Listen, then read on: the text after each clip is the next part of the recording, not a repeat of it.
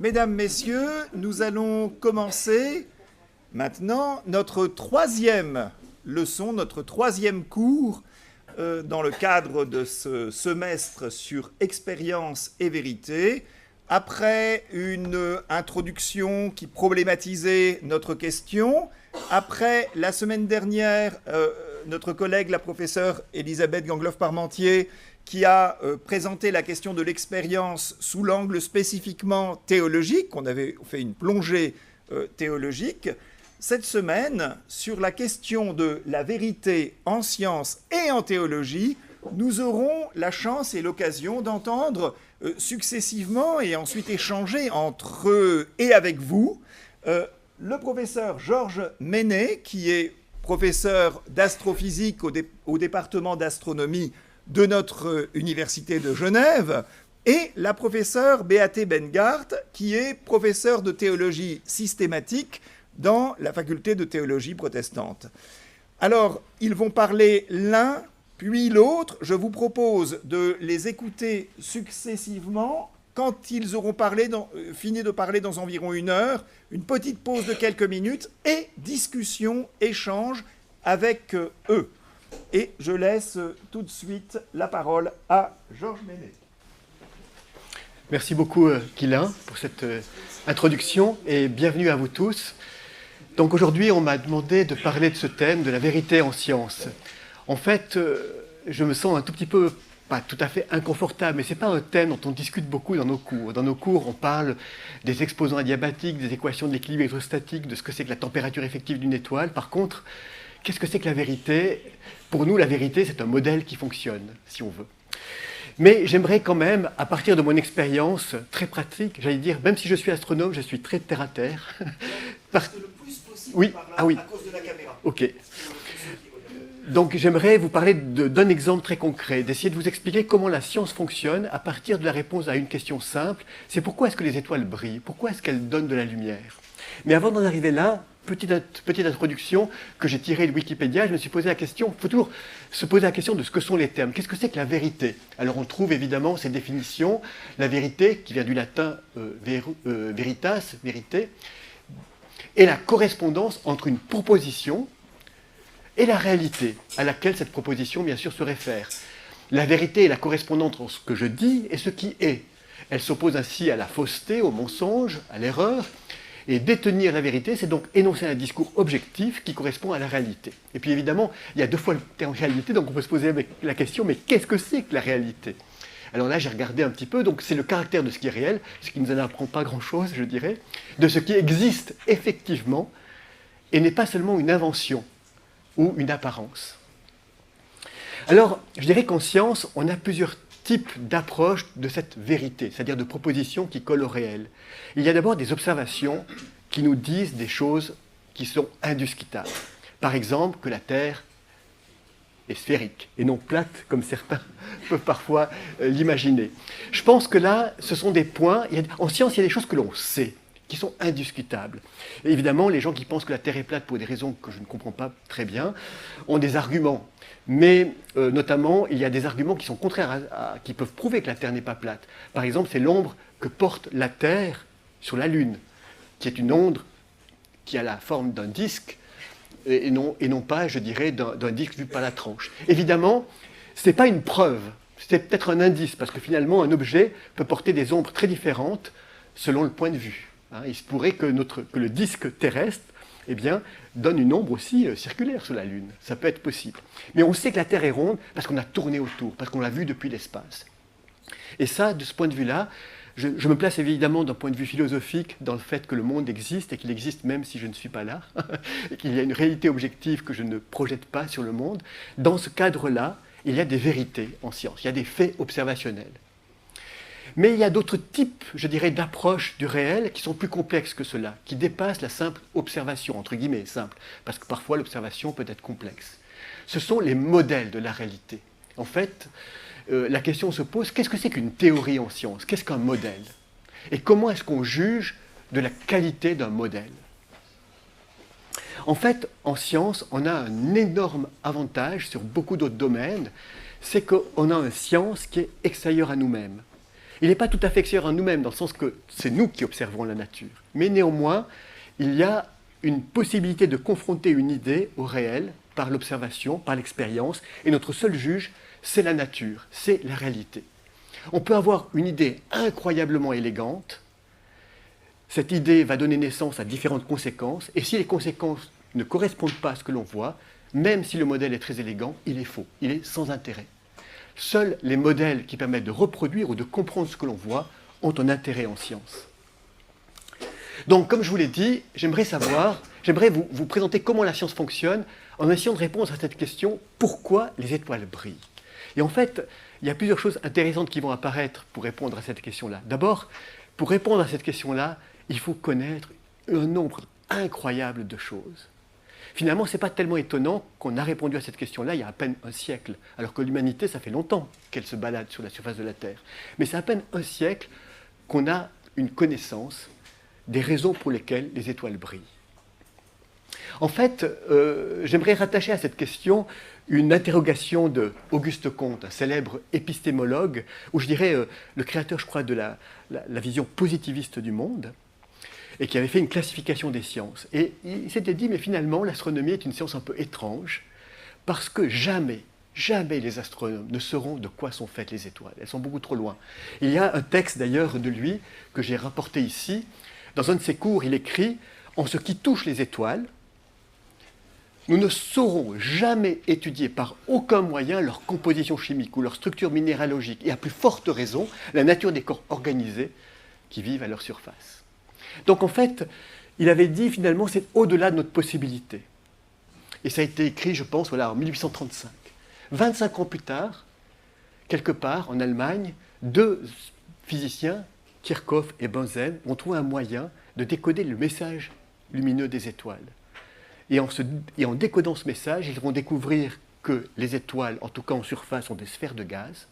Non seulement ils vont découvrir que c'est du gaz, mais ils vont découvrir qu'il y a du fer, du plomb, de l'étain, qu'il y a du calcium, du sodium. Ils vont découvrir la nature, en tout cas, des régions périphériques des étoiles, contredisant cet énoncé quelques 25 ans plus tôt. Mais pour ça, il faut comprendre qu'est-ce que c'est que la lumière. Il faut comprendre qu'est-ce que c'est que la matière. Et ensuite, il faut mélanger les deux pour comprendre ce que c'est qu'une étoile. Alors, je vais rapidement dire quelques mots sur la lumière, quelques mots sur la matière et quelques mots sur les étoiles. Tout d'abord, la lumière.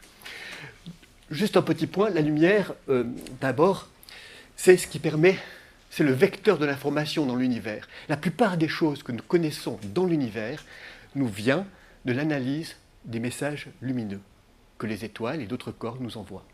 Et finalement, un des grands travaux des astrophysiciens, c'est de décoder ces messages, c'est d'essayer à partir de l'intensité d'un rayonnement lumineux, de dire, ben voilà la nature du corps qu'il a émis.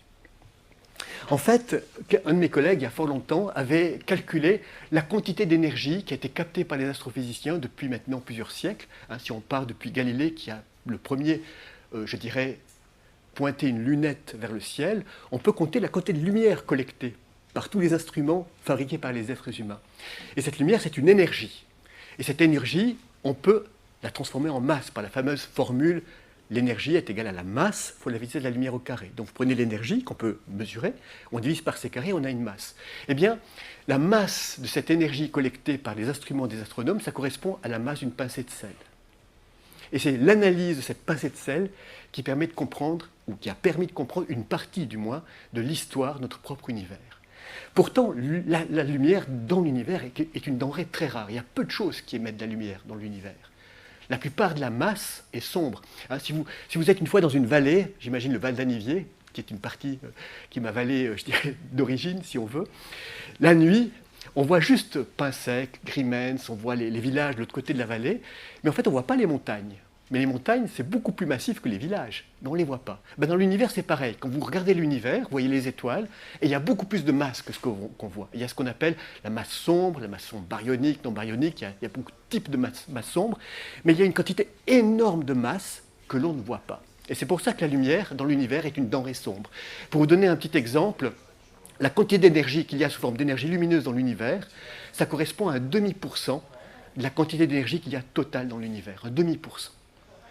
c'est pas grand-chose. Et c'est grâce à ce demi-pourcent, c'est un peu le sommet de l'iceberg, qu'on sait qu'il y a 99,5% qui sont encore à découvrir. Donc ce qui est bien en astronomie, on a encore du boulot sur la planche. Voilà.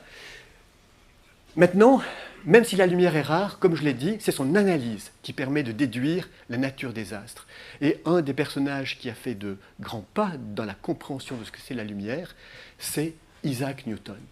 Alors Isaac Newton a écrit un livre qui s'appelle L'Optique en 1704. On peut voir là qu'il y avait quelques tensions entre l'Angleterre et la France parce qu'il a été traduit en français qu'en 1787, soit 83 ans plus tard. Mais c'est un livre tout à fait fondamental. Et je dirais que j'aimerais juste vous montrer les expériences qu'a faites Newton, parce qu'en fait, c'est un peu une illustration de comment on peut comprendre quelque chose en se posant de bonnes questions, ou des questions intelligentes. De fait, des gens avaient étudié un tout petit peu le matériel dont il avait besoin pour faire ces expériences. Il avait besoin d'être dans une chambre obscurcie par des volets, où il n'y avait qu'un petit trou pour laisser passer la lumière du soleil. Et puis ensuite, ce faisceau de lumière, il l'a fait passer à travers un petit angle, un petit triangle de verre, qu'on appelle un prisme. Et il s'avère que lorsque la lumière passe à travers ce triangle, eh bien, les différents rayonnements qui composent la lumière du soleil sont décalés différemment. Le rouge est décalé un peu différemment que le bleu, que le vert, que le jaune, et ça donne naissance à ce qu'on appelle un arc-en-ciel, un prisme. Et Newton s'était posé la question suivante, il s'était dit, ben voilà, là on a donc à gauche la lumière blanche du soleil, cette lumière blanche passe à travers ce coin de verre, et on a que le rouge et le bleu ne sont pas au même endroit, ils sont décalés différemment. C'est ce qu'on appelle le degré de réfrangibilité, qui va dépendre de la couleur. Et il s'est posé une question moi, que je trouve assez merveilleuse. Il s'est dit, prenons par exemple la couleur rouge. Est-ce que si je la fais passer à travers un deuxième prisme, qu'est-ce qui va se passer? Est-ce que je vais avoir d'autres couleurs ou pas? Et en fait, il a fait cette expérience-là. Et puis il s'est rendu compte que, par exemple, là, c'est avec la couleur verte, qu'on ne pouvait pas décomposer plus loin. Hein. C'est-à-dire que les couleurs, c'est un petit peu comme les atomes de la lumière. C'est des éléments fondamentaux, si on veut, qu'on ne peut pas décomposer plus loin.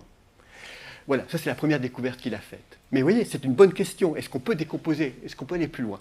Puis après, il s'est posé une autre question qui est assez rigolote aussi, c'est de se dire, supposons que je prenne toutes ces couleurs ici, qui ont été projetées dans des angles différents, et que je m'arrange pour les remélanger. Est-ce que je obtiens bien la lumière de départ, de blanche? Et en fait, oui. Hein, si on fait l'expérience, on obtient la même lumière qu'il y a au départ. Donc on retrouve la lumière avec peut-être un petit peu moins d'intensité, parce qu'il y a toujours de l'absorption, mais on retrouve la même. En fait, cette expérience-là permet en quelque sorte de lier un phénomène que l'on peut observer à un chiffre.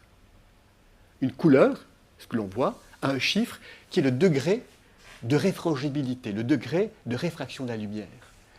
Et dès qu'on a des chiffres en science, on est très heureux, parce qu'on peut faire des calculs, on peut faire des mesures, on peut faire des comparaisons. Donc voilà, les deux points auxquels il est parvenu, les lumières colorées obtenues à l'aide d'un prisme sont homogènes, on ne peut pas les décomposer plus, et sont bien les constituants de la lumière solaire. Et les rayons de lumière qui diffèrent en couleur diffèrent aussi en degré de réfrangibilité. Donc couleur, nombre.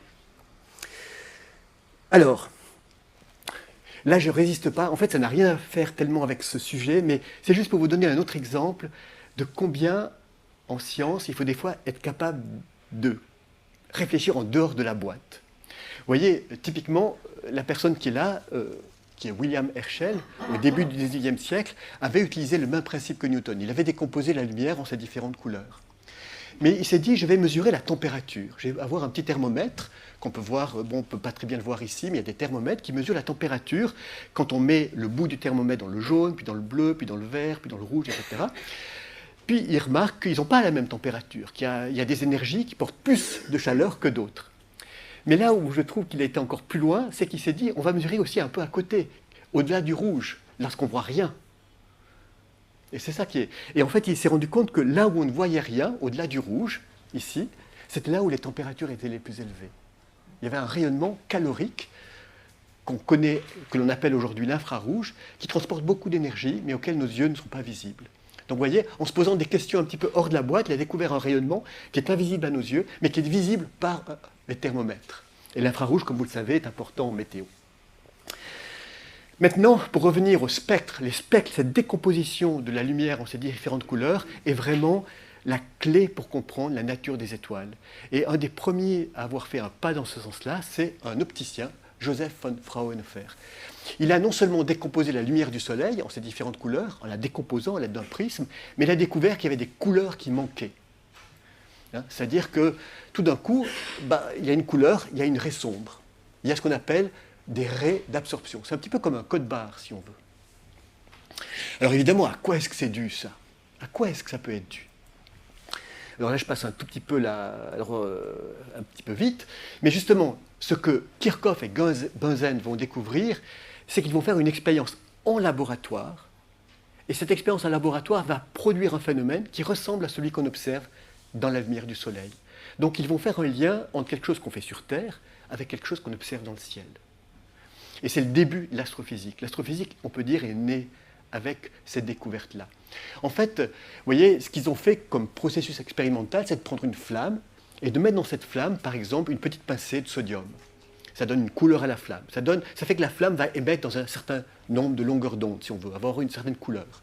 Et quand on décompose cette lumière par le prisme, on ne va plus avoir l'arc-en-ciel, parce que la flamme n'émet pas toutes les couleurs. On ne va avoir que des raies d'émission. Maintenant, si on place une source qui émet dans toutes les longueurs d'onde, qu'on appellerait une source qui émet de l'infrarouge jusqu'à l'ultraviolet, et qu'on la fait passer à travers cette flamme, et que cette source est plus brillante que la flamme, il va y avoir au contraire des raies d'absorption, là où auparavant il y avait des raies d'émission. Et ça ressemble beaucoup au Soleil. Sauf que pour le Soleil, il n'y a pas uniquement du sodium dans les couches supérieures. Il y a du plomb, il y a de l'étain, il y a de l'antimoine, il y a du calcium, il y a du carbone, et donc on aurait des multitudes de raies. Mais vous comprenez par là que, en regardant quel élément produit quel type de raie, et là typiquement vous avez par exemple le sodium qui produit 2 raies dans le vert, des raies dans le jaune, dans le rouge, vous avez le calcium qui produit ce type de raie, et bien en regardant comment chaque élément a une empreinte en quelque sorte sur cette lumière, on peut déduire la composition des couches extérieures des étoiles.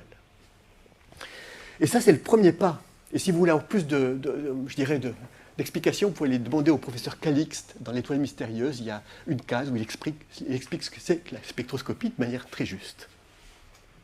Donc on peut dire que ça c'est le début de l'astronomie moderne. C'est comment, par l'analyse de la lumière, on peut déterminer la nature et la composition des couches extérieures des étoiles. Et en fait, je vais vous montrer 2 tableaux.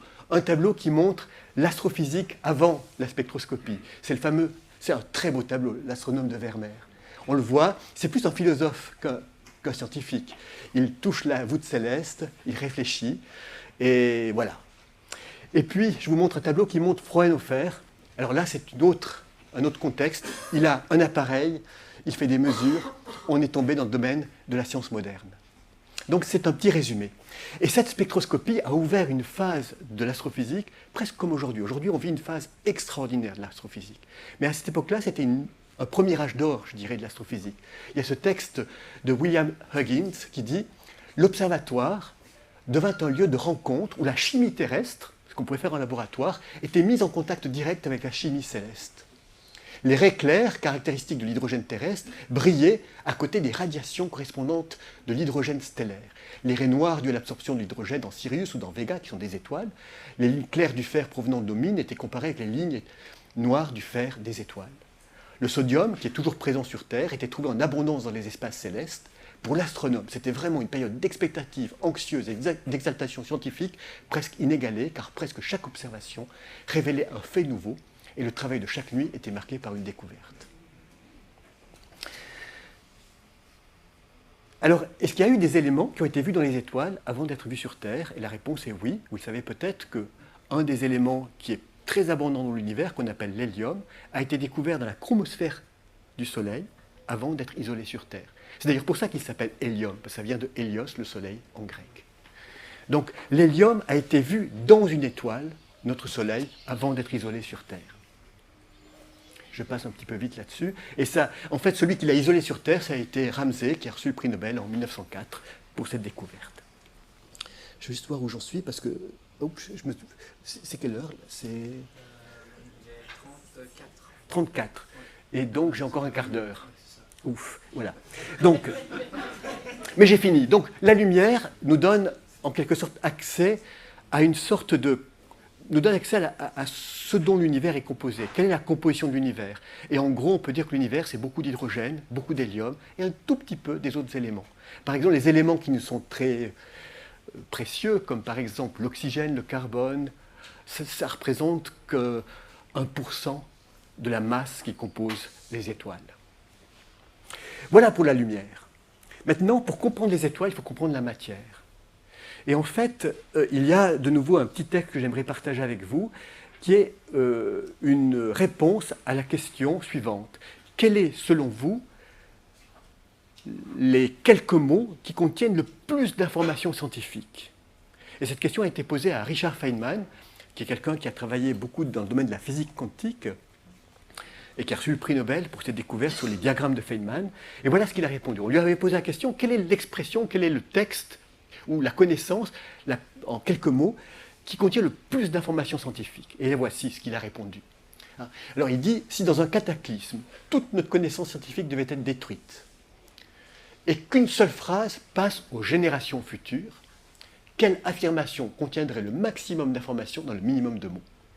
Je pense que c'est l'hypothèse atomique, ou le fait atomique, ou tout autre nom que vous voudriez lui donner, et ça veut dire que toutes les choses sont faites d'atomes, petites particules qui se déplacent en mouvement perpétuel, qui bougent tout le temps, elles s'attirent mutuellement à petite distance, les unes des autres, et se repoussent lorsqu'on veut les faire se pénétrer. Dans cette seule phrase, vous verrez qu'il y a une énorme quantité d'informations sur le monde si on lui applique un peu d'imagination et de réflexion. Et c'est vrai que cette hypothèse atomique qui dit que finalement tout ce qui existe est composé essentiellement d'un petit nombre de particules, d'une petite famille de particules, en gros, à un certain niveau, on peut dire que ce sont des neutrons, des protons et des électrons, et que finalement toute la diversité que l'on voit autour de nous, y compris cette salle, y compris nous-mêmes, c'est dû à des arrangements différents de ces Legos que sont les neutrons, les protons, les électrons. Et c'est quand même une découverte extraordinaire et fondamentale. Je ne vais peut-être pas... Puisqu'on est dans un cours de théologie, j'aimerais juste faire une petite référence à la manière de calculer l'âge de la Terre. Parce qu'en fait, cet âge a été calculé par des théologiens, mais ensuite, et ce n'est pas du tout une critique de la théologie, mais c'est, disons, une critique de la théologie d'une certaine époque, disons, mais pas du tout d'aujourd'hui. Mais c'est finalement, mais surtout ce que j'aimerais souligner, c'est qu'en fait, vous voyez, on peut se dire qu'entre la connaissance d'un atome et l'âge de la Terre, on peut se dire, mais quel est le lien? Et pourtant, il est incroyablement profond. Et ça, c'est un des aspects merveilleux de l'approche scientifique et rationnelle du monde, c'est qu'on découvre des liens tout à fait insoupçonnés au départ. En fait, cette question de l'âge de la Terre, elle a été abordée par, je dirais, typiquement cet archevêque, James Ussher, au XVIe siècle. Je crois qu'il habitait Dublin, en Irlande, si j'ai bonne mémoire. Et ce qu'il a fait, c'est qu'il a pris la Bible, qu'il considérait comme étant la vérité, je pense, à cette époque-là, et puis il a additionné l'âge de tous les personnages dans la Bible. Et en fait, il est arrivé au fait que, j'en déduis que le temps écoulé entre la création et minuit, le 1er janvier de l'an 1 après Jésus-Christ, est de 4003 ans. Mais ce qui est rigolo, c'est qu'il dit 70 jours et 6 heures. Donc c'est assez merveilleux. Alors, ce qui est vrai, c'est que la science n'atteint jamais cette précision-là. On ne sait pas.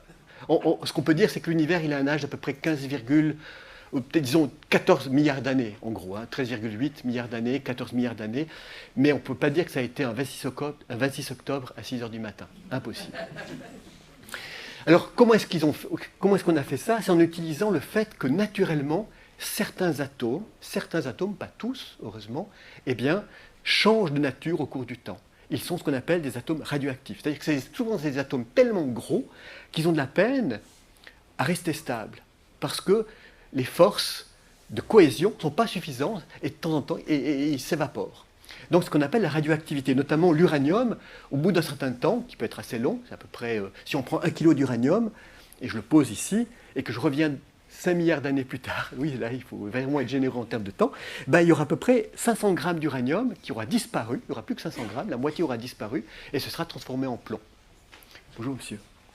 Donc, en fait, on peut dire que les éléments radioactifs, c'est un peu comme un sablier. Vous voyez, l'uranium est en haut, le plomb est en bas. Donc, si j'ai une matière dont je sais qu'au temps zéro, elle était composée en totalité d'uranium, en mesurant les proportions d'uranium et de plomb, j'ai un âge. C'est l'âge radioactif. Et aujourd'hui, grâce à ce type de processus-là, on sait que notre système solaire, il est né il y a entre 4,558 et 4,563 milliards d'années. Alors l'univers, l'âge de l'univers, c'est en général utilisé, enfin c'est mesuré autrement, c'est entre autres en utilisant des modèles cosmologiques et l'expansion.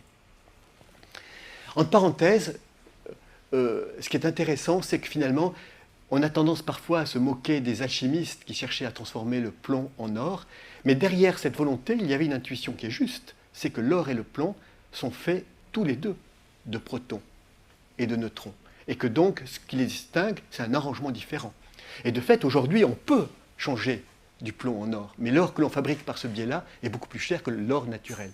Donc ça n'a pas tellement d'intérêt. Et puis il y a cette fameuse phrase de Oscar Wilde: à notre époque, on se refuse à croire que le plomb puisse être transformé en or jusqu'au moment où on reçoit la facture du plombier.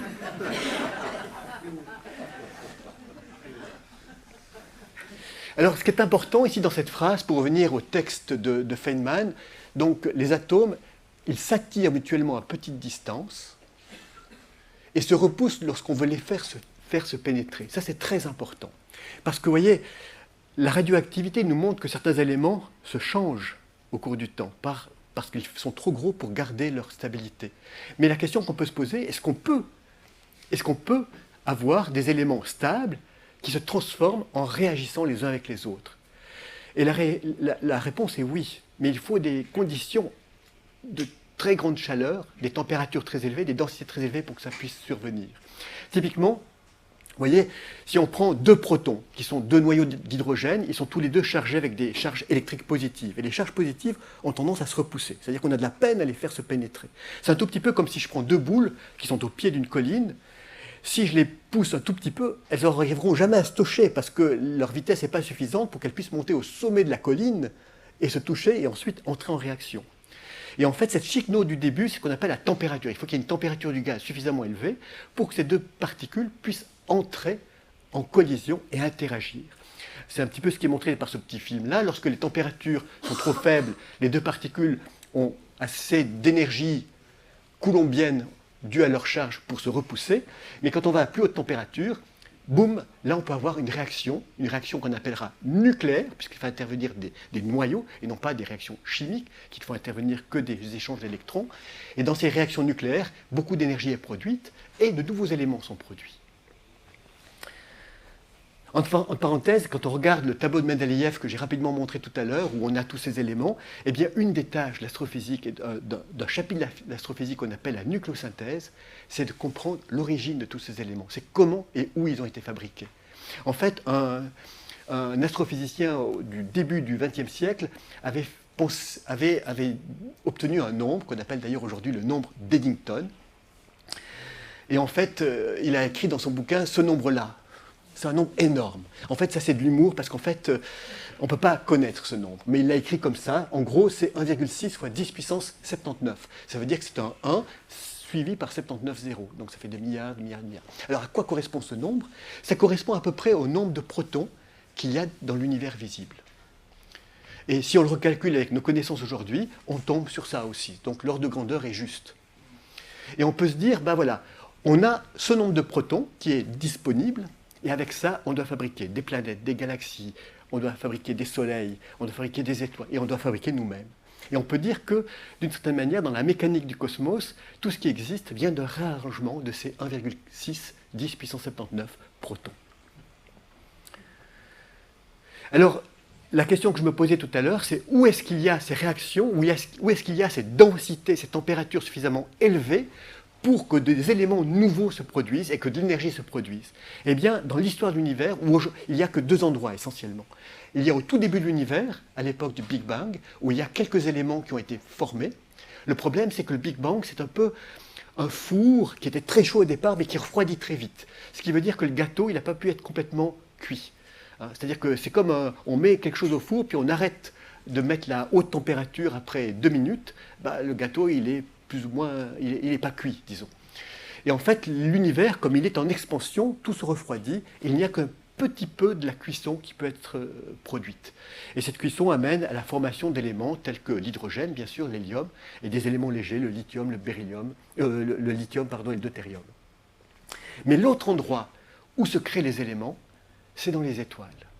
Les étoiles, on peut dire que ce sont les alambics du cosmos. C'est la pierre philosophale du cosmos, si on veut. C'est à l'intérieur de ces objets-là que les éléments qui nous constituent, tels que l'oxygène, le carbone et l'azote, sont fabriqués. Alors là, je ne sais pas combien de temps il me reste. Vous avez fait une demi-heure pour le moment. Une demi-heure. Alors, alors là, normalement, il y avait encore pour une demi-heure de physique des étoiles. Ce que je vous aurais expliqué en 2 phrases, c'est que les étoiles, c'est des énormes sphères de gaz. Alors maintenant, si c'est du gaz, normalement, le gaz, il va partout. Vous êtes d'accord, hein? Normalement, si j'ai une boîte et que j'ouvre la boîte, le gaz, il va remplir tout l'espace disponible. Or, quand on regarde le Soleil, qui est fait de gaz, il reste dans un volume. Pourquoi? Parce qu'il y a la gravité, la force de gravité qui le confine. Cette force de gravité agit comme une force de pression sur le gaz, et c'est pour ça qu'il est chaud. Et c'est parce qu'il est chaud qu'il y a émission de la lumière.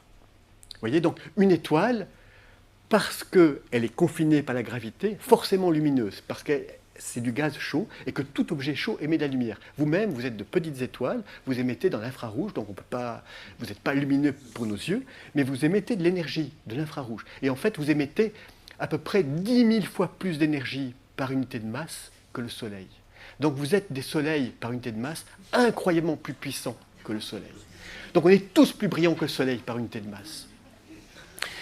Ce qui est intéressant, c'est que on peut très bien comprendre que le fait que ce soit des boules confinées par la gravité qui sont chaudes, une étoile perd constamment de l'énergie. Et si ça perd de l'énergie, elle va évoluer, elle va changer au cours du temps. Et combien de temps ça peut durer? Eh bien, ça dépendra des sources d'énergie qu'elle a. Et en fait, les sources d'énergie des étoiles, qui leur permet de briller pendant 10 milliards d'années pour le Soleil, ce sont les réactions nucléaires qu'on a vues tout à l'heure. Ce sont ces réactions entre les noyaux d'atomes. Voilà, c'était ce à quoi je voulais venir. Donc, vous voyez, le point, alors là je passe, tout ce que je voulais vous raconter en détail sur la physique des étoiles. Mais j'aimerais juste vous raconter la fin. Donc, ceux qui sont intéressés, voilà, on verra. Voilà, tout ceci, c'est pour dire que, donc, on a parlé de la lumière, on a parlé de la matière et on a parlé des étoiles. Pour les étoiles, évidemment, je ne peux pas voir ce qui se passe au centre d'une étoile, c'est impossible. Mais vous avez compris qu'en étudiant la lumière, en étudiant la matière et en étudiant les lois de la physique, on peut imaginer comment est le centre d'une étoile. La question est que maintenant je peux prouver que c'est vrai? Parce que vous pouvez me dire, oui, cause toujours, mais on n'est jamais allé au centre d'une étoile. Tout ça, ça peut être complètement faux. Mais il y a quand même des choses intéressantes. Typiquement, on peut calculer la température au centre de l'étoile, du Soleil, et c'est une température de l'ordre d'à peu près 15 millions de degrés, d'après ce modèle. Et on sait que la densité est de l'ordre de 150 grammes par centimètre cube. On sait les réactions nucléaires qui se produisent, ou disons, on les imagine, et ces réactions nucléaires produisent de petites particules qu'on appelle des neutrinos, qui sont des particules qui passent à travers la matière sans problème. Typiquement, chaque seconde, chaque centimètre carré, y compris nous-mêmes, sont traversés chaque seconde, chaque centimètre carré, par 100 milliards de neutrinos qui proviennent du Soleil. On est sous une averse, une mousson de neutrinos qui proviennent du Soleil. Et en fait, ces neutrinos sont nés au centre du Soleil. Leur flux que l'on reçoit ici sur Terre dépend de ces calculs. Pas des calculs, mais dépend de la température au centre du Soleil. Et il a fallu beaucoup d'audace à un astrophysicien américain, Davis, pour essayer de construire un télescope à neutrinos. Il l'a mis sous terre pour utiliser la croûte terrestre comme un filtre, pour essayer d'éviter d'autres signaux qui perturberaient le signal produit par les neutrinos du Soleil. Donc il a observé le Soleil sous terre. Vous voyez, c'est incroyable la science. Qui aurait imaginé d'observer le Soleil sous terre? En fait, je trouve que dans la réalité, il y a plus d'imagination que dans presque tous les ouvrages de science-fiction. Personne n'aurait imaginé ça. Et pourtant, la réalité nous a forcé de le faire. Et le pire, c'est qu'on peut mesurer ces neutrinos et que ça correspond à ce que l'on calcule. Donc, vous voyez, ça, c'est quand même fort. C'est comme Einstein qui, en 1915, a déduit l'existence des ondes gravitationnelles observées 100 ans plus tard. Et ça, c'est ce qui fait la beauté de la science. Donc voilà, c'est ce à quoi je voulais arriver. Ici, j'ai résumé pourquoi les étoiles brillent, je ne vais pas relire. Mais là, j'aimerais juste peut-être lire rapidement avec vous ce dernier point. Donc, la quantité de connaissances pour obtenir une réponse à cette simple question, pourquoi les étoiles brillent, est gigantesque. Il faut comprendre, comme je l'ai dit, la lumière, la matière, les étoiles. Les observations Et les expériences sont essentielles pour avancer. Chaque fois qu'on fait une proposition, il faut voir si elle colle avec la réalité. Un modèle n'a d'intérêt que s'il reproduit cette réalité, et un modèle même très élégant qui ne le reproduit pas est sans intérêt. Le critère de qualité d'une idée sont à l'extérieur de celui qui l'a émise. Je peux avoir une idée, mais finalement c'est la nature qui décide. L'approche scientifique permet d'établir des relations insoupçonnées entre différents phénomènes, l'âge de la Terre et les noyaux, la structure du noyau des atomes et celle des atomes, et celle des étoiles, pardon, l'origine des éléments et les alambics stellaires. Hein, c'est quand même incroyable que nous, qui observons des objets aussi lointains que sont les étoiles, on découvre en fait qu'il y a une parenté entre nous et eux et les étoiles, puisque les éléments dont nous sommes constitués ont été une fois au cœur des étoiles. Donc la science nous fait découvrir un lien de parenté qui était insoupçonné auparavant. Et je crois que le dernier point est pour moi le plus important, la réalité est étonnante, elle nous oblige à abandonner nos préjugés et est souvent incroyablement surprenante. Voilà, je vous remercie pour votre attention.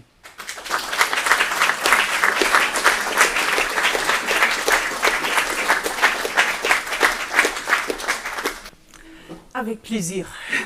Merci Guylain. Merci Georges. Chères auditrices, chers auditeurs, pour commencer, voici une courte scène de la Bible. Non? Voilà. Que la plupart d'entre nous connaissent bien. Ça vient de l'évangile de Jean, chapitre 18.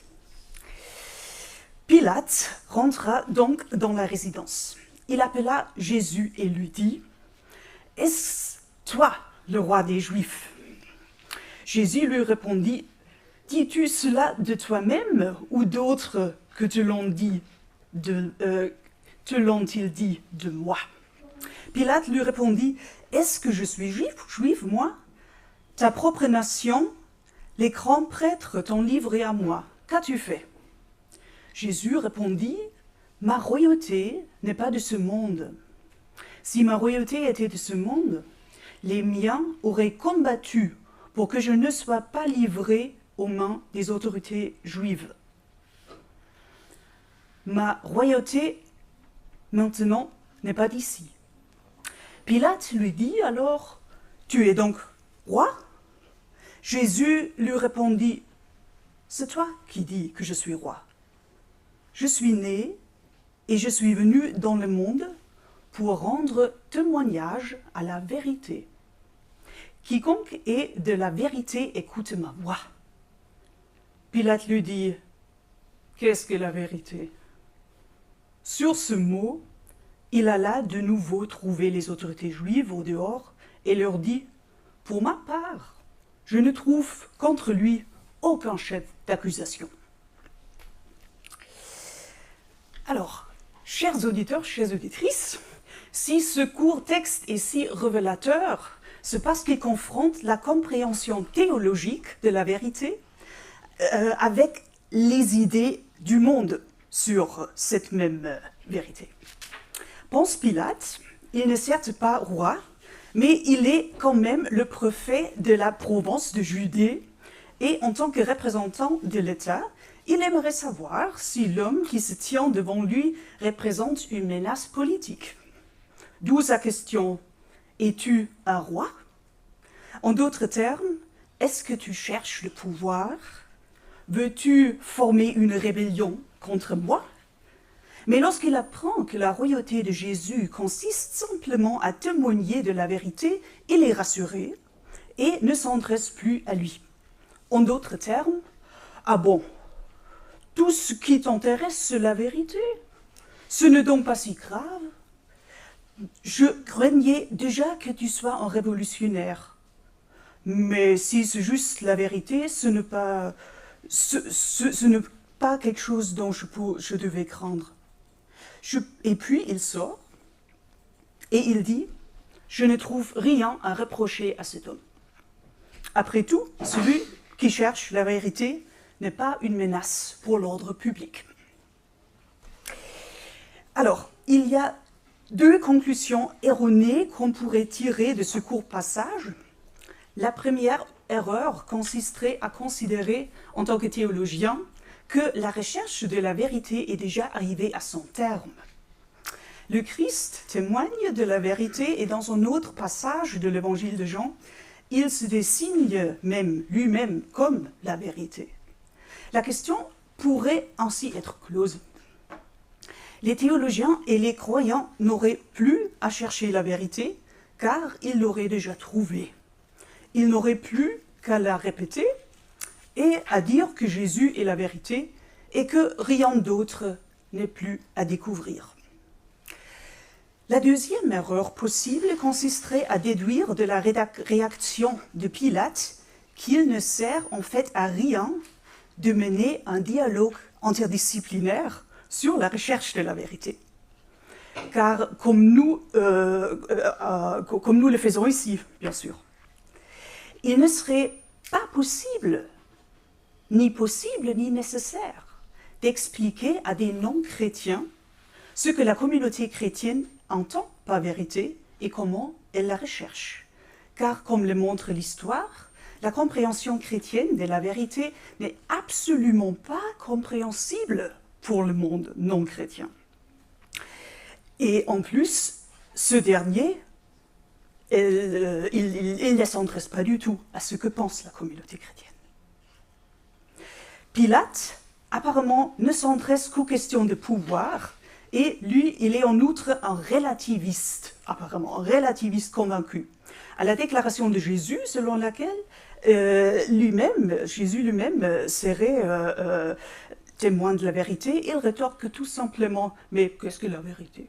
En d'autres termes, tout le monde dit quelque chose de différent sur la vérité, donc c'est une affaire privée, et tant que les convictions personnelles ne créent pas de désordre politique, elles ne sont tout simplement pas importantes.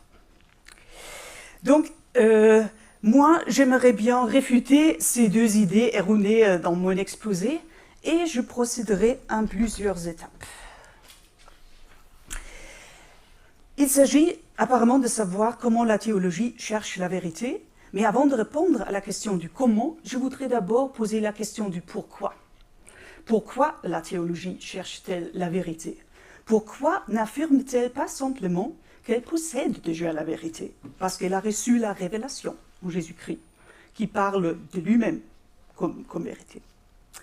Donc, je vais vous parler à partir de la position de ma propre discipline. Je suis théologienne et ma discipline, c'est la théologie systématique, autrement dit la dogmatique. Parfois, et intuitivement, le terme dogmatique est compris comme exactement le contraire de la vérité. Or, fort heureusement, ce n'est pas le cas, je vous l'assure. Pourtant, c'est précisément pour cette raison qu'il est nécessaire d'expliquer comment la théologie systématique aborde ce thème de la vérité. Par rapport à la question du comment la vérité est cherchée par la théologie, je vous parlerai de certains modèles et critères philosophiques, parce que c'est à nouveau un sujet où la philosophie est venue à l'aide de la théologie pour bien se repérer et bien définir sa propre identité. Et ensuite, je vous montrerai comment la théologie s'est appropriée ces modèles philosophiques. Mon exposé va se terminer par deux remarques finales. Dans la première, je résumerai mes réflexions. Et dans la deuxième, je dirai encore quelque chose par rapport à la situation actuelle où la vérité est à nouveau d'une actualité particulière. Il s'agit bien sûr du dialogue interreligieux. Et j'espère qu'à la fin de ma présentation, mes remarques et ma présentation nous donneront l'occasion d'entamer un échange et peut-être une discussion. Alors, pourquoi la théologie cherche-t-elle la vérité? La tâche de la théologie systématique consiste à exposer des contenus de la foi chrétienne. Et ce faisant, la discipline doit d'une part veiller à ce que la tradition de la communauté chrétienne soit respectée.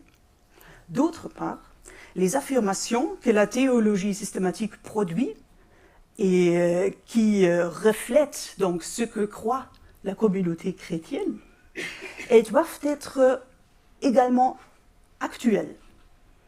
Elles doivent être compréhensibles dans notre contexte et pour nos contemporains. Pour cela, il est tout d'abord important que ce contexte soit pris en compte et que la théologie s'intéresse vraiment aux questions et aux problèmes qui préoccupent les hommes modernes dans la société actuelle. Ensuite, la théologie pourrait produire ses réflexions ou ses réponses par rapport à ces contextes, et de cette manière, elle produit quelque chose qu'on peut qualifier de savoir d'orientation. Et ce savoir, il est censé être vrai. Le fait qu'un savoir vrai doit être produit a toujours été clairement souligné dans les textes confessionnels de la tradition protestante, donc je parle maintenant de ma propre tradition, et je vous donne tout de suite un petit exemple. C'est le texte de la formule de Concorde, une déclaration de foi de 1577, où on peut par exemple lire par rapport à la question de l'écriture. La Sainte Écriture reste la seule règle et la seule norme. Elle seule a l'autorité de juger. Elle est comme la pierre de touche à laquelle il faut éprouver toutes les doctrines pour reconnaître si elles sont bonnes ou mauvaises, vraies ou fausses. Donc, nous venions de lire tout petit extrait de cette écriture, et alors, c'est ce que nous commençons comme le témoignage de la parole de Dieu.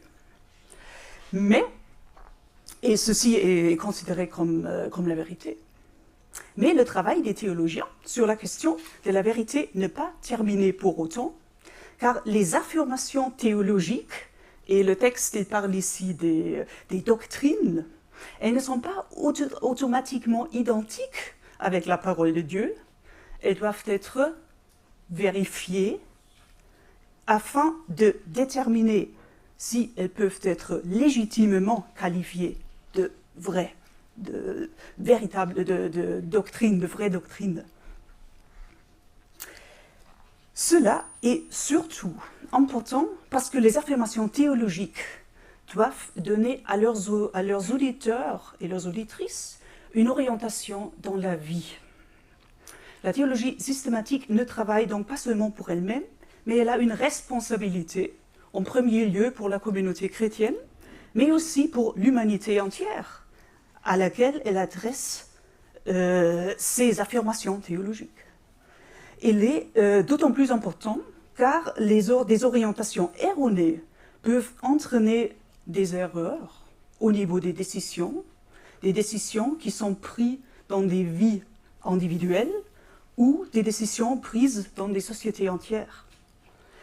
Donc, je pense qu'il n'est pas nécessaire de chercher très loin pour trouver des exemples où, pour des moments où des convictions théologiques erronées ont détruit même des existences.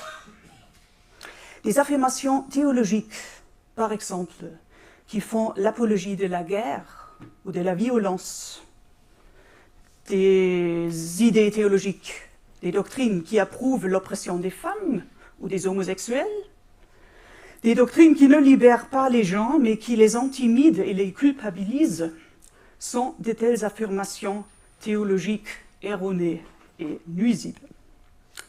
Bien sûr, elles ont tout de même été faites et il a fallu un travail théologique d'autocritique pour les corriger à nouveau. Alors, la théologie systématique doit donc se consacrer intensement à cette question de la vérité. Mais comment est-ce qu'elle fait ça? Donc, comme je disais déjà, c'est à l'aide de certaines idées philosophiques. La philosophie a développé des modèles très différents pour expliquer ce qu'est la vérité et comment elle peut être prouvée. Dans la partie suivante de cette présentation, je serai donc un peu théorique, car je vais vous présenter certaines de ces modèles philosophiques. Je me borne à certaines qui sont vraiment les plus importantes. Ensuite, nous allons voir ensemble comment ces théories ont été utilisées par les théologiens et théologiennes. Commençons d'abord avec la théorie de la correspondance. Nous en avons déjà entendu parler parce qu'effectivement, c'est à peu près la théorie de la vérité la plus souvent mentionnée. Donc, pas étonnant qu'elle se trouve aussi sur Wikipédia et qu'on en fait tout de suite référence. Et c'était des esprits brillants comme Aristote ou Thomas d'Aquin qui ont défendu cette théorie de la correspondance. Aristote disait « Est-ce vrai un jugement qui affirme de ce qu'il est ?» Un jugement faux serait donc celui qui affirme que ce qui existe n'est pas. Alors, la théorie de la correspondance porte sur la correspondance entre une affirmation et une réalité non linguistique ou langagière, sur laquelle cette affirmation s'applique. En latin, adequatio intellectus et re. Donc, l'adéquation entre la raison et la chose, ou l'objet. Deuxièmement, la théorie de la cohérence. La théorie de la cohérence définit la vérité comme un phénomène qui se produit dans un système symbolique. Donc la vérité est établie et peut être constatée quand il n'y a pas de contradiction logique au sein de ce même système. Après, la théorie du consensus. La théorie du consensus, elle part du principe que la vérité est un phénomène culturel et a des éléments dialogiques. Donc, si une affirmation, par exemple une affirmation théologique que je fais vis-à-vis mes collègues, fait consensus, on peut constater qu'il est vrai. Cette théorie compte donc sur ce qu'on appelle l'intelligence collective ou l'intelligence de la masse. Après, la théorie pragmatique de la vérité. Cette théorie a été développée dans le pragmatisme américain, dans un courant de la philosophie américaine, et elle part du principe qu'il existe un lien entre certaines affirmations et leur utilité. En d'autres termes, quelque chose est vrai quand elle est utile. Cette théorie est parmi toutes ces théories-là probablement celle-là qui s'éloigne le plus de l'idée que la vérité serait quelque chose d'immuable. Parce que, étant donné que les circonstances sociales ou physiques changent constamment, il y a des nouvelles vérités qui sont générées en permanence pour répondre à ces circonstances. Dernièrement, la compréhension performative de la vérité. Là, ce dernier modèle philosophique met l'accent sur la correspondance ou l'adéquation entre des déclarations et des actions. Ainsi, certaines déclarations ne sont pas vérifiables tant que l'action qu'elles impliquent n'a pas été effectuée.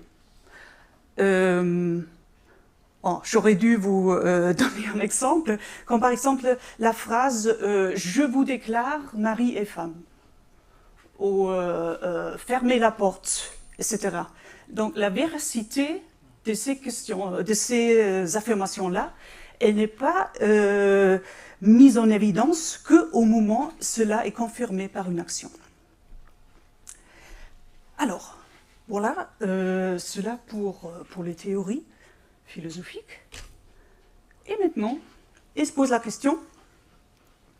Non, je ne vais pas détourner votre attention avec cette longue citation. On en va revenir plus tard.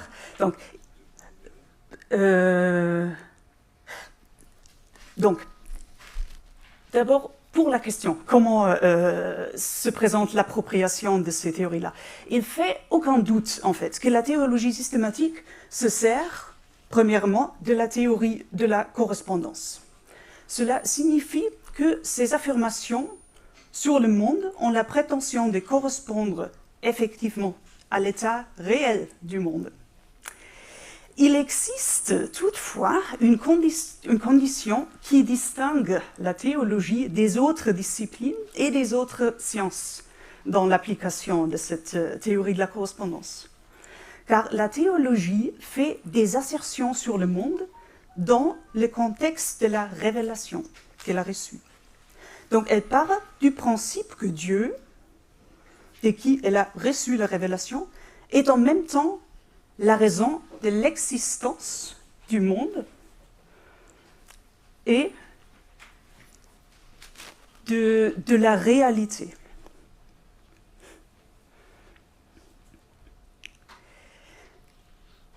Donc, il y a un théologien qui a rendu cette thèse particulièrement forte au XXe siècle, et ceci est quelqu'un qui a beaucoup cherché le dialogue scientifique interdisciplinaire. C'était le luthérien Wolfhard Pannenberg. Et on voit tout de suite pourquoi cette idée de la théorie ou de la correspondance joue un rôle aussi important dans sa théorie. Regardons donc ensemble comment il parle de la recherche de la vérité en dogmatique. La dogmatique, en tant que théologie systématique, procède à la fois de manière assertorique et hypothétique, en élaborant un modèle du monde, de l'homme et de l'histoire fondé en Dieu. La dogmatique expose ainsi la prétention à la vérité de la doctrine chrétienne. Elle explique comment cette doctrine doit être comprise dans un contexte pour pouvoir être acceptée comme vraie. L'interprétation dogmatique du monde, de l'homme et de l'histoire comme étant fondée en Dieu montre cependant que la décision concernant la vérité d'un tel projet dogmatique ne lui appartient pas. La vérité, elle dépend de la question de savoir si le monde, l'homme et l'histoire, tels que nous les connaissons, et dans la mesure où nous les connaissons, peuvent être reconnus dans le modèle, c'est-à-dire si c'est vraiment la réalité du monde, de l'homme et de son histoire déterminée par Dieu, qui est présentée dans ce modèle. Donc, comme vous pouvez le constater, Pannenberg utilise ici une notion de vérification et de falsification qui est similaire à d'autres disciplines scientifiques. De plus, sa position correspond à ce que nous avons appelé donc théorie de la correspondance. Les affirmations que la théologie systématique fait sur le monde sont des affirmations hypothétiques. Elles ne sont donc justement pas dogmatiques ou fondamentalistes, dans le sens où elles sont affirmées comme la vérité ultime, mais elles peuvent aussi être réfutées, scientifiquement réfutées, en théorie de toute façon. Bon, mais cette approche devient bien sûr particulièrement intéressante lorsqu'il s'agit des affirmations centrales de la théologie chrétienne, par exemple les affirmations sur la mort et la résurrection de Jésus-Christ. À ce sujet, citons encore une fois Pannenberg. Ainsi, la phrase selon laquelle Jésus a été crucifié sous Ponce Pilate est une affirmation historique dont la prétention à la vérité doit être évaluée selon les critères historiques habituels. L'affirmation selon laquelle Jésus est ressuscité entre les morts est plus complexe dans la mesure où elle présuppose la possibilité d'un événement du type de la résurrection des morts. Cette prémisse ne sera plus contestable que lorsque l'expérience commune sera que les morts ressuscitent. Mais le fait que Jésus soit désigné comme le Fils de Dieu présuppose la résurrection d'entre les morts. Pour toutes ces affirmations, il est donc vrai que la vérité peut être et est effectivement l'objet de divergences d'opinion. Tant que des doutes à ce sujet sont possibles, la vérité est hypothétique. Il faut noter bien sûr que ce Pannenberg ne cherche pas du tout à déstabiliser la communauté chrétienne et à semer le doute. Il s'agit pour lui de faire en sorte que la discipline dogmatique soit compatible avec les normes des autres sciences lorsqu'il s'agit de la vérité. Mais bien qu'il soit très intéressé par le dialogue avec les autres, il attire en même temps l'attention sur une différence importante dans ce dialogue interdisciplinaire. Les affirmations théologiques hypothétiques ont un caractère eschatologique.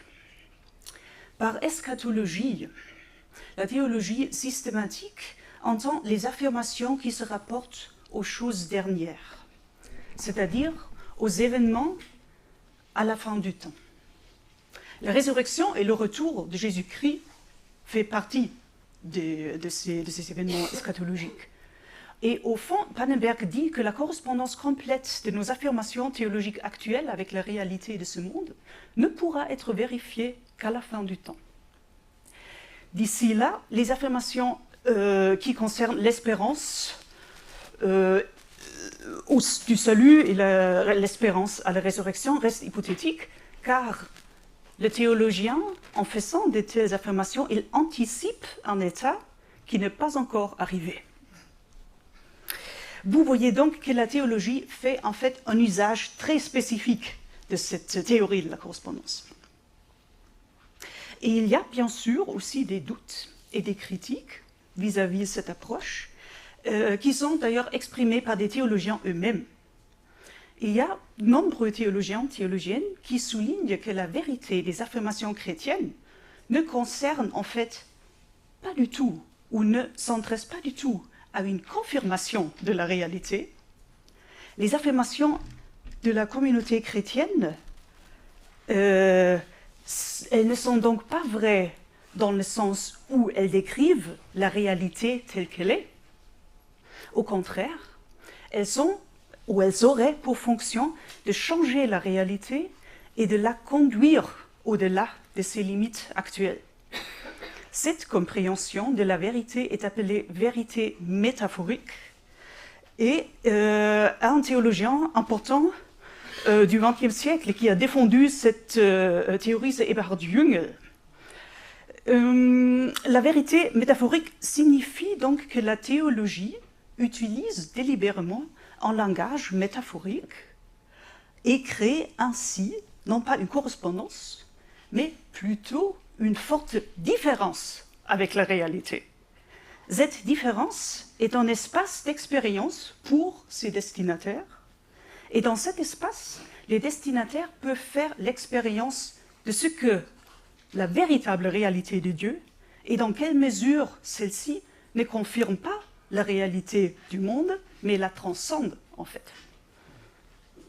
Je vous donne un exemple très très simple d'une telle affirmation qui est vraie dans son sens métaphorique. Lorsque la théologie dit que les hommes sont imago Dei, c'est-à-dire qu'ils sont créés à l'image de Dieu, c'est ce qui est dit dans le livre de Genèse. À ce moment-là, la théologie fait une affirmation dont la vérification échappe totalement à la vérité de correspondance. En règle générale, on entend par imago Dei la dignité particulière que Dieu a conférée à l'être humain. Alors, dans un petit exercice d'imagination, imaginez ce qui se passerait si une personne se trouvant dans une situation catastrophique, dans la détresse ou dans l'oppression, où sa dignité n'est pas du tout respectée, se voit attribuer cette affirmation par quelqu'un qui lui dit, qui affirme qu'il serait créé à l'image de Dieu. À ce moment-là, donc, la parole de l'imago Dei, de l'image de Dieu, crée une contradiction avec la réalité négative et elle ouvre une perspective sur une autre réalité possible. Et cette réalité, c'est ce que la théologie nommerait salut ou royaume de Dieu.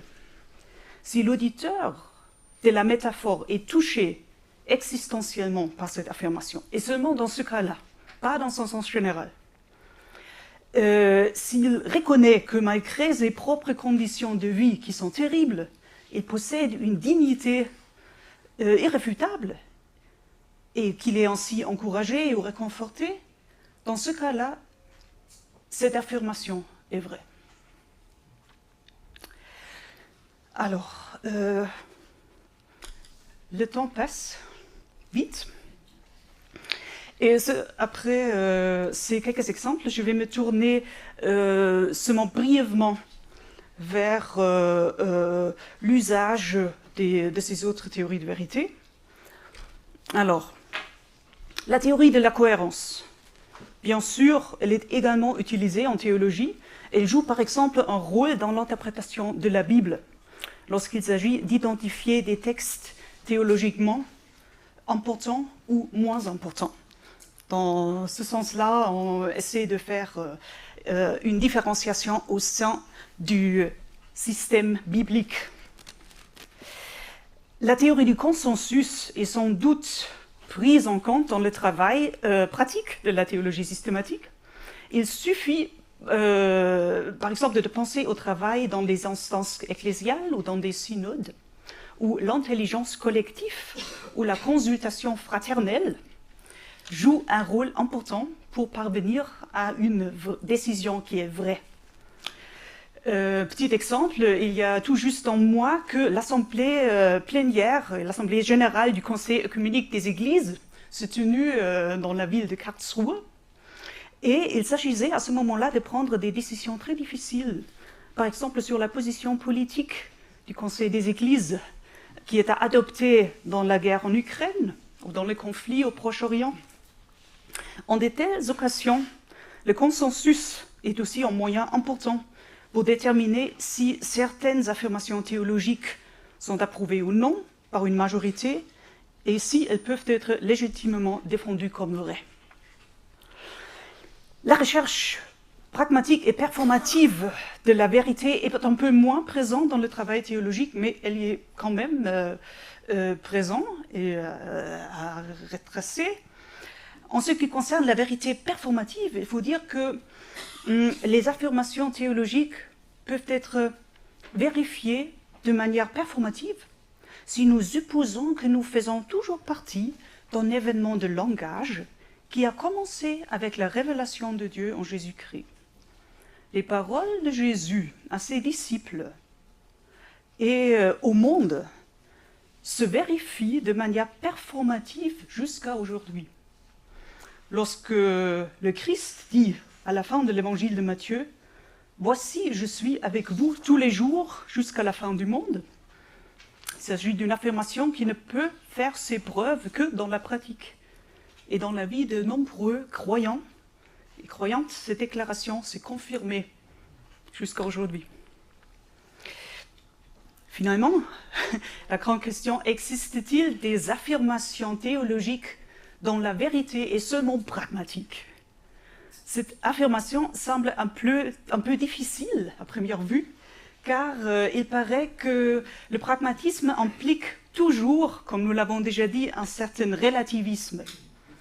Cela signifie qu'il n'y a pas vraiment des vérités établies, et chaque situation doit toujours faire ses épreuves et déterminer ce qui est utile. D'autre part, la théologie, qui veut servir la vie et qui a une responsabilité à assumer envers le monde, elle doit aussi s'adapter sans cesse à de nouvelles situations et emprunter des voies inhabituelles. Je pense notamment à la parole ou à l'action, par exemple des pasteurs ou des aumôniers dans des situations pastorales. Des propositions théologiques faites sur un lit de mort ou dans une cellule de prison, elles sont vraies si elles apportent du réconfort dans la situation en question. Et pour cela, on peut aussi faire parfois des affirmations non conventionnelles qui ne sont utiles que dans la situation en question. Je viens à mes conclusions. Donc, dans un premier temps, je résume brièvement mes réflexions jusqu'ici. Alors, comme vous pouvez le constater, il n'y a pas une seule manière de rechercher la vérité en théologie, mais il y a différentes théories qui entrent en jeu, et chacune de ces théories peut également faire objet de critique. C'est pourquoi il est important qu'elles restent en dialogue les unes avec les autres. Il est important aussi de noter que les affirmations théologiques vraies ne cherchent pas du tout à prouver que Dieu est vrai. Ce n'est pas la vérité de Dieu qu'il s'agit de prouver dans un sens substantiel. Au contraire, Dieu est compris comme la cause qui permet aux théologiens de faire des affirmations vraies sur la réalité. Or, cette réalité, elle n'est pas une donnée neutre, ce n'est pas un objet qu'on peut placer sous un microscope. Là, il y a vraiment une grande différence entre les disciplines. Au lieu de cela, la réalité à laquelle s'intéresse la théologie, c'est une relation. Et des énoncés théologiques vrais ou véridiques sont des énoncés issus d'une certaine perspective. Et cette perspective, elle ne veut justement pas être neutre. La théologie se réfère à la réalité en tant qu'espace d'expérience des relations avec Dieu et avec les autres êtres humains. Pour la vie et l'action des humains dans cet espace particulier, la théologie veut produire et transmettre un savoir d'orientation. Sa principale source est la révélation en Jésus-Christ. Et en raison de cette révélation, elle a une perception de la réalité différente de celle des autres sciences. La théologie décrit la réalité non seulement sur la base de données empiriquement vérifiables, mais aussi sur la base de données sur la base de cette expérience particulière qui est la révélation. Et dans cette perspective-là, elle perçoit des aspects de la réalité et elle anticipe le destin de la réalité au-delà des expériences humaines concrètes. Ces affirmations vraies de la théologie sont faites à partir d'une perspective et d'une attitude antérieure particulière. La théologie appelle cette attitude la foi. Et dans la foi, les croyants participent à la réalité de Dieu. Ils peuvent ainsi percevoir le monde comme Dieu le perçoit, c'est-à-dire avec amour et miséricorde. Dans une perspective globale, les affirmations théologiques sont vraies lorsqu'elles reflètent cette affection de Dieu sur le monde et servent ainsi la vie. La vérité que cherche la théologie n'est donc pas une vérité idéologique, simplement affirmée et défendue, mais c'est une vérité existentielle et rationnelle aussi, qui vient de l'expérience et qui veut générer de nouvelles expériences. Est-ce que j'ai encore 3 minutes? Sinon, je pourrais m'arrêter ici. 2-3 minutes. Ok. 2 minutes. Comme ça, on garde un peu de temps Oui, pour bien sûr, oui. discuter. Oui, la dernière remarque, voilà. Elle s'inscrit en fait dans les 3 fils de ce que je viens de dire. Nous vivons dans un monde qui est devenu pluriel sur le plan religieux. Et c'est pourquoi de nombreux contemporains vivent la rencontre avec des représentants d'autres religions comme le moment ultime où la vérité de la communauté chrétienne entre en crise. Il semble, parfois, on pourrait avoir l'impression que la rencontre de différentes religions entraîne la confrontation de différentes vérités et que cette situation crée des conflits qui conduisent soit à une séparation des marques, des limites, ou dans le pire cas, qui doivent être réglés par la violence. La vérité des convictions religieuses et la cohabitation dans une société multireligieuse semblent parfois s'opposer. C'est aussi une raison pour laquelle les religions ont généralement du mal à rester crédibles, surtout dans les sociétés occidentales qui sont totalement imprégnées par ce pluralisme. Or,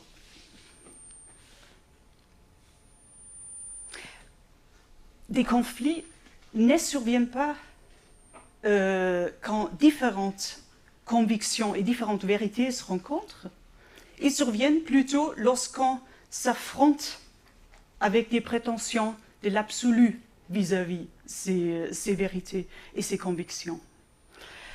Donc, je voudrais conclure cette présentation avec l'idée que la vérité avec laquelle s'intéresse la théologie chrétienne n'est pas du tout une prétention à l'absolu.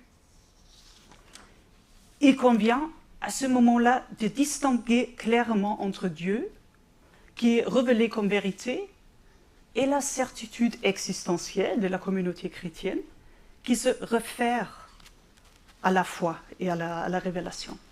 La théologie en tant que science a pour mission de rendre transparente pour les chrétiens et les non-chrétiens l'approche théologique de la vérité, et ainsi elle participe à la recherche de la vraie vie, telle que Dieu la veut. Les critères importants de la vraie vie sont la fraternité, l'amour, la réconciliation et la miséricorde, et cela concerne également la rencontre avec les autres religions. Donc, je me réjouis de pouvoir dialoguer avec vous. Je vous remercie de votre attention. Merci.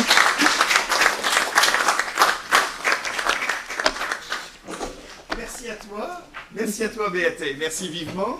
Alors maintenant, on va procéder de la façon suivante. C'est-à-dire que Georges, tu n'as pas le micro sur toi, tu ne l'as plus, tu vas te mettre tout près. Toi Béaté, tu es ici. Garde-le. Garde-le. Toi, tu te mets tout près du micro qui est là, Georges, parce que celui-ci fonctionne aussi. Et puis, ainsi, on peut engager la discussion. Parfait. Alors,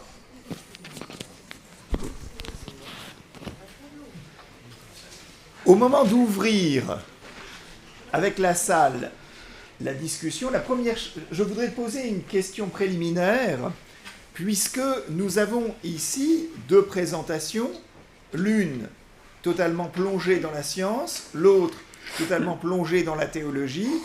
Donc, on est dans un moment pluridisciplinaire et on va tenter maintenant d'accrocher ce qu'on nomme l'interdisciplinarité, c'est-à-dire le moment où un dialogue s'esquisse, un échange se commence entre deux disciplines totalement différentes. Mais alors moi, la première question, la question préliminaire que je vous poserai à l'un et à l'autre est la suivante. On a, en tout cas j'ai eu le sentiment, d'être devant deux régimes de vérité très différents. Et que la vérité n'était pas entendue de la même façon dans le propos que tu développais, Béaté, et dans le propos que tu développais, Georges. Alors, je voudrais que vous précisiez un peu, d'abord, de dire, au fond, la vérité en tant que scientifique, comment tu la comprends, Georges? Comment toi, tu comprends, par exemple, le propos de Jésus initial, hein, je suis la vérité. Tout à l'heure, Georges l'a cherché à travers l'analyse de la lumière qui conduit à l'analyse des étoiles. Ici, on a commencé de façon au fond, tu as passé un passage très abrupt de l'évangile de Jean, le passage où Jésus est amené à sortir du bois, pour parler vulgairement, et dit « je suis la vérité », et l'autre répond « mais c'est la vérité ». Quand il dit « je suis la vérité », au fond, qu'est-ce qu'il entend, qu'est-ce qu'on peut interpréter qu'il entend par là? Et ça dessinerait un peu précisément la différence. Et peut-être que vous pourriez, l'un à l'autre, vous dire, toi Georges, comment tu comprends ce que dit Béaté de la vérité, et toi Béaté, comment tu comprends ce que Georges dit de la vérité. Mais peut-être que d'abord, qui parle là, le premier?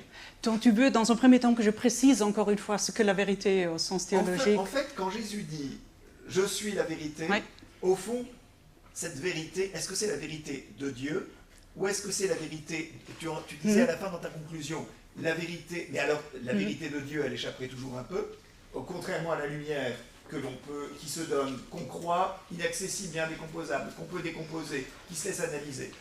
Et où est-ce que la vérité en théologie, elle serait plutôt du côté de la foi de la communauté, mais alors donc, évidemment, affaire d'interprète. Où est de quoi exactement parle-t-on? Parce je ne sais pas si c'est le sentiment qu'a la salle, mais moi j'avais le sentiment, en écoutant, qu'on est devant deux régimes de vérité qui ne sont pas les mêmes, qui sont pas semblables. Alors qui commence de vous deux? Je peux commencer. Vas-y. Ouais. Alors, c'était très intéressant d'ailleurs que dans le petit extrait de l'Évangile de Jean que je vous ai montré, Jésus ne dit justement pas « je suis la vérité », mais dans cet extrait où il dit que je suis ici pour témoigner. Tout à fait. Donc, il y a apparemment plusieurs niveaux qu'il faut distinguer. Il y a une vérité du Dieu. Je pense que ça, c'est la chose la plus indiscutable, mais en même temps, c'est la chose à qui nous n'avons pas un accès direct. Donc, il y a révélation de la vérité dans la voix du Fils de Dieu, voix de Jésus. Après, il y a un peu comme un enchaînement des témoignages. Et si tu me poses la question, quel est en fait le moment de la vérité dans tout ça, je pense c'est la crédibilité et la confiance.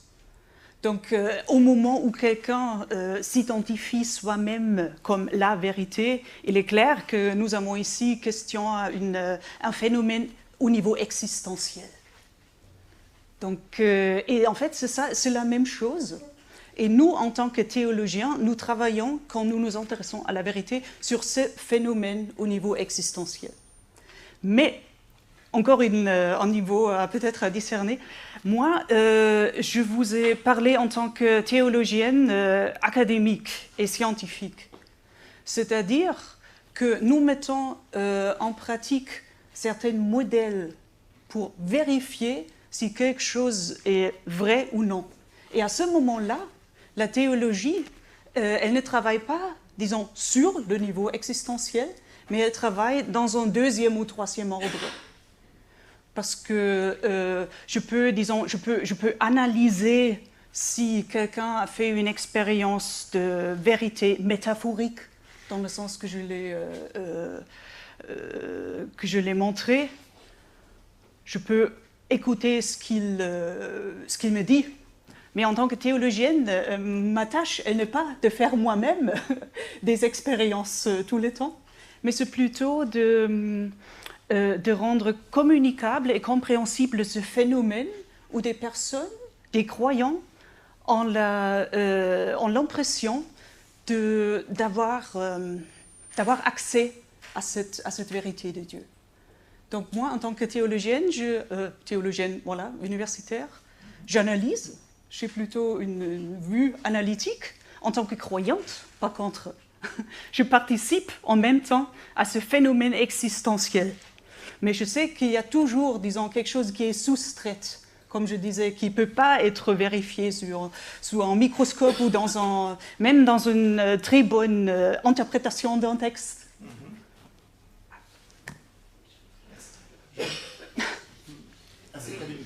Ok. Bon, j'ai pas beaucoup d'habitude de parler de philosophie, je dois dire. Mais ce que j'aimerais dire, c'est peut-être qu'effectivement, moi je pense qu'il y a une différence un peu de nature dans la vérité qui est, je dirais, poursuivie ou recherchée en théologie ou en philosophie et en science. En fait, en science, on cherche à comprendre le monde qui nous entoure et les phénomènes. Et on teste cette compréhension en faisant des prédictions que l'on n'a pas encore observées. Et si on les observe, ça veut dire que notre modèle n'est pas encore faux. C'est-à-dire que du moment qu'un modèle, qu'une représentation de la réalité est cohérente avec la réalité, ça ne veut pas dire que ce modèle est juste. Ça veut dire qu'il n'est peut-être pas encore faux. Peut-être qu'il y aura une expérience future qui le soumettra à un plus sévère, je dirais, traitement, et qu'à un moment donné, on devra abandonner ce modèle et en trouver un autre. Donc je dirais que l'approche de la vérité par la science, c'est très humble, parce qu'en fait, on sait qu'on ne l'atteint jamais. On n'a que des représentations. Si on prend par exemple un concept tel que l'énergie, qu'est-ce que c'est que l'énergie? Personne ne le sait. Si je voulais la définir, je dirais que c'est un concept dont on sait comment la calculer. Et quand on calcule ces quantités-là avec différentes formules, quand on parle de l'énergie thermique, de l'énergie cinétique, etc., et qu'on les additionne, la somme reste constante. C'est un concept qui reste constant quand on fait des expériences. Mais qu'est-ce que c'est vraiment? On n'en sait rien. Donc je dirais, voilà, ça c'est un peu la vérité en science. Une des difficultés que moi je trouve que c'est très bien, moi j'aime beaucoup ça, parce que finalement, à force d'avoir été scientifique, je me suis rendu compte que les certitudes sont très dangereuses, alors que le doute est incroyablement bénéfique. Il vaut mieux douter dans la vie que d'avoir trop de certitudes. Maintenant, après, ce que je veux dire, c'est que maintenant, il y a quand même un autre aspect, c'est que finalement, la vie, telle qu'on la vit chacun de nous, exige de résoudre des problèmes qui ne peuvent pas être résolus par la science. Par exemple, si je me pose la question, est-ce que les actes que je pose sont des actes libres? Ou est-ce que ce sont des actes qui sont simplement liés à des interactions chimiques et qu'elles se réduisent à ça? En fait, j'en sais rien. En tant que scientifique, la réponse serait pour moi un très grand point d'interrogation. Il n'empêche que dans la vie de tous les jours, on a besoin de donner une réponse. Parce que finalement, quand quelqu'un fait un acte répréhensible et qu'il est jugé, on pense qu'il est responsable. Ce n'est pas uniquement, je dirais, une conséquence d'actes déterminés. Donc finalement, on fait l'hypothèse qu'effectivement nous sommes libres, que nous avons une certaine responsabilité. Et d'une certaine manière, il y a des vérités qui sont d'adhésion. On a envie de croire à quelque chose. J'ai envie de penser que nous sommes libres, mais j'en suis pas sûr.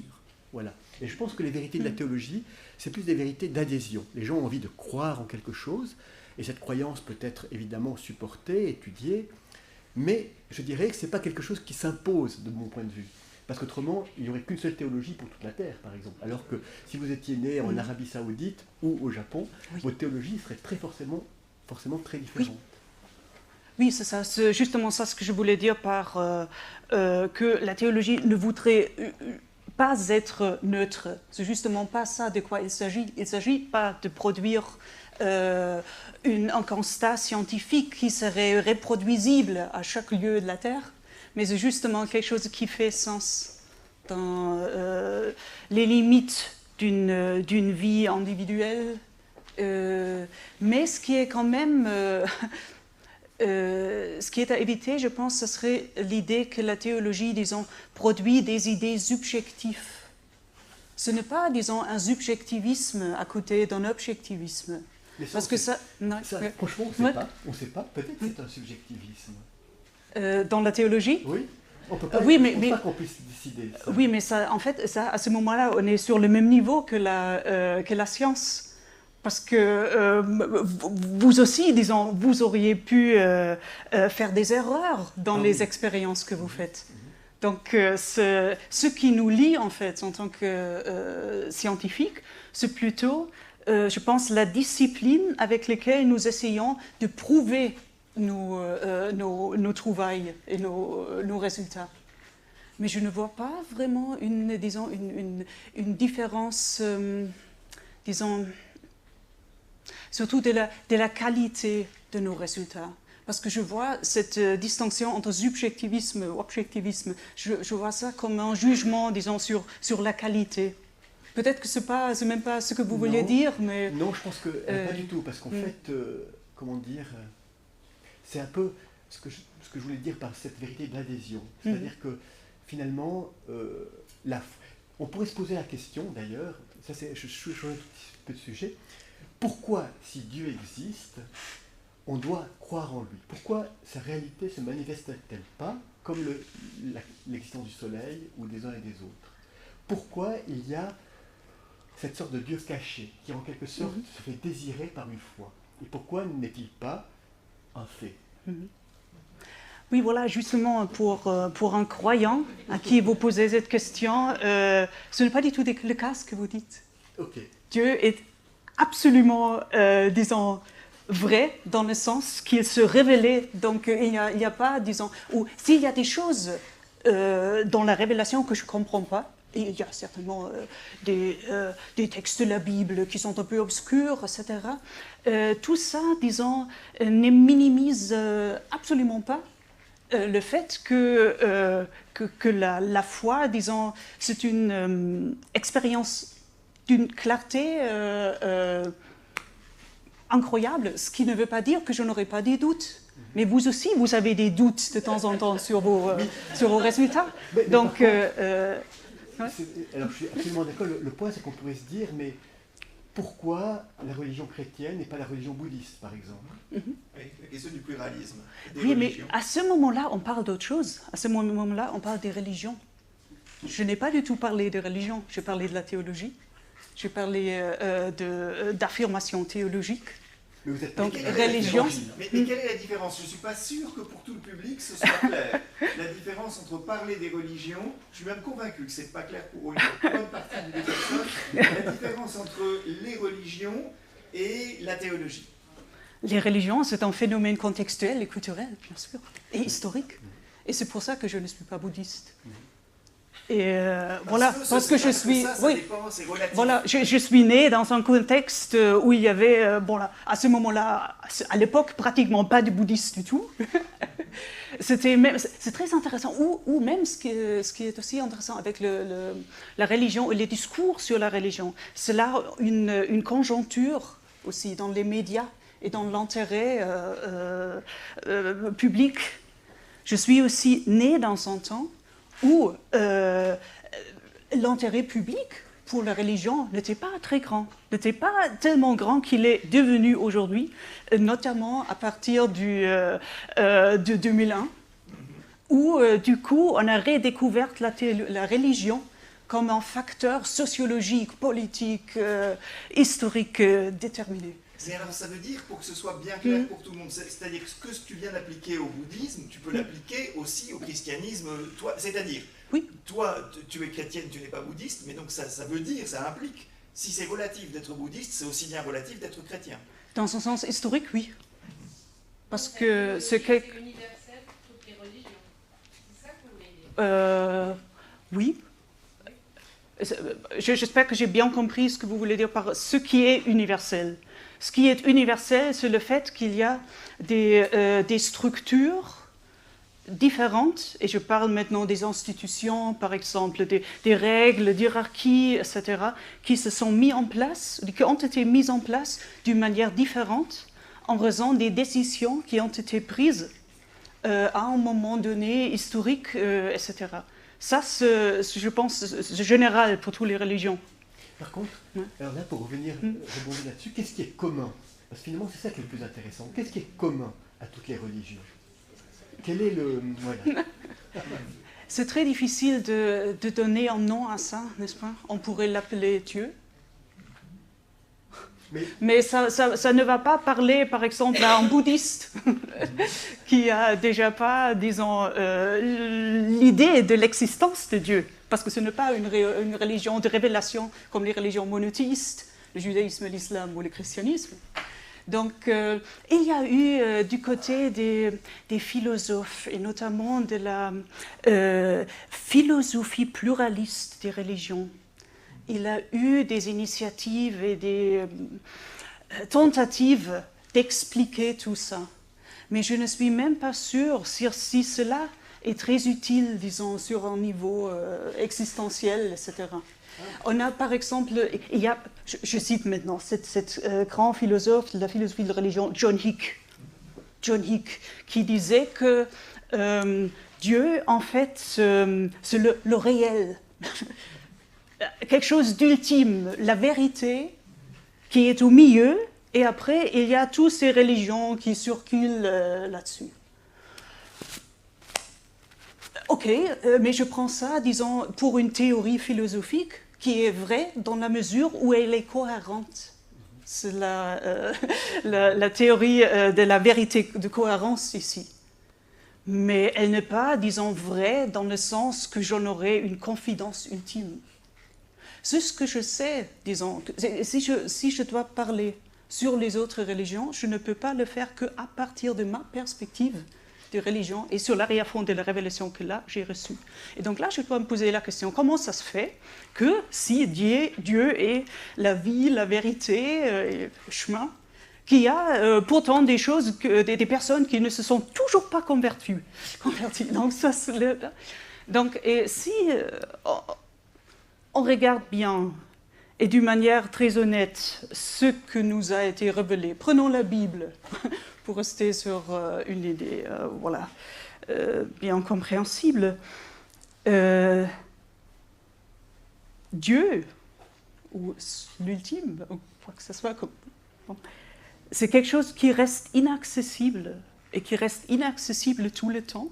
Et nous avons quand même des indices que Dieu voudrait sauver tout le monde.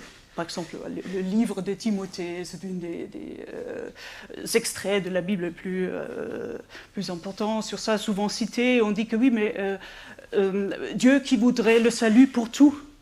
Et pour tout, ça veut dire vraiment tout le monde. Et à ce moment-là, il n'est pas du tout question des autres religions. Et aussi, il y a un moment dans la Bible, dans l'idée que se fait la Bible des derniers jours, par exemple, où même Jésus sera soumise à l'autorité de Dieu. C'est très intéressant parce que ça veut dire que même celui que nous, dans notre foi confessée, que nous considérons comme, disons, pour nous, le moyen de révélation le plus important, à la fin, il sera aussi soumis et ce sera Dieu qui est tout en tous. C'est ça ce qui dit la Bible sur ça. Donc, si nous pensons vraiment d'une manière très, très disciplinée, avec toute la cohérence qui nous est possible, sur les preuves que nous savons, qu'il y aurait des conflits ultimes entre les religions, il faudrait dire plutôt que nous n'avons pas ces preuves-là. Nous avons plutôt, au même titre, des preuves pour plutôt l'universalité de l'amour de Dieu. Mais ce que nous n'avons malheureusement pas, c'est, disons, à un niveau empirique ou scientifiquement neutre, une preuve. Et comme nous vivons dans une société qui est totalement orientée vers cette vérité scientifique, il paraît parfois que la théologie n'a pas des bons arguments. Je dirais, ici, je comprends tout à fait. J'aurais quand même, vous voyez, si on est dans d'autres régions du monde, il y a des vérités religieuses qui sont appliquées de manière incroyablement dogmatique et scientifique. Oui. Hein, c'est-à-dire que sur la manière dont les femmes s'habillent, par exemple dans certains pays, où en dehors de telle voie, il n'y a pas de salut. Et c'était le cas aussi ici, il n'y a pas si longtemps. C'est ça. Donc en fait, je veux dire, c'est quand d'une certaine manière la religion devient une science, qu'elle est considérée comme une vérité absolue, que ça devient dangereux. Et c'est au contraire, quand elle est une sorte d'invitation à réfléchir, qu'elle devient quelque chose de très intéressant, si on veut. Hein. Oui. Et finalement, peut-être c'est là qu'il y a le point de jonction. Mais en tout cas, je trouve que c'est un des dangers de la religion, c'est ce dogmatisme, c'est cette croyance de posséder la vérité. Tout à fait. Oui. On devrait plutôt essayer peut-être un peu comme de l'apprivoiser, comme le petit prince à l'égard du renard. Ça s'apprivoise doucement et puis on n'est pas tout à fait sûr. Alors, y a-t-il une question encore? Nous avons dépassé l'heure. Y a-t-il une question encore qui voudrait être posée? Je ne vois pas. Nous remercions vivement nos deux intervenants une dernière fois. Et la semaine prochaine, il sera question de la recherche et des modalités et de la façon dont on aborde la recherche dans les champs religieux, théologiques et dans les champs scientifiques avec Stéphane Udry, un collègue de Georges Ménet, et François Dermange, un de nos collègues à la faculté de théologie. À la semaine prochaine, donc, d'ici là, bonne semaine à tous.